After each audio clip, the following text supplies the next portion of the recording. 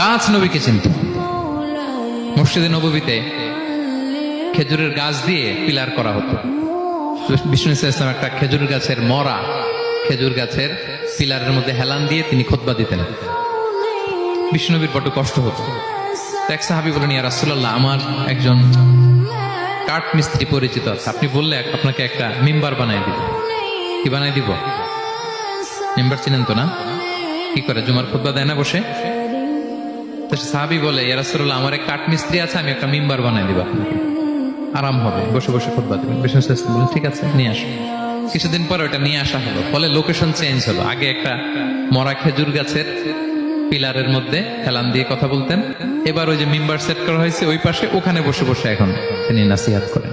একদিন আলোচনা করার সময় হঠাৎ সাহাবারা কান্নার আওয়াজ শুনতে পেল। কিসের আওয়াজ?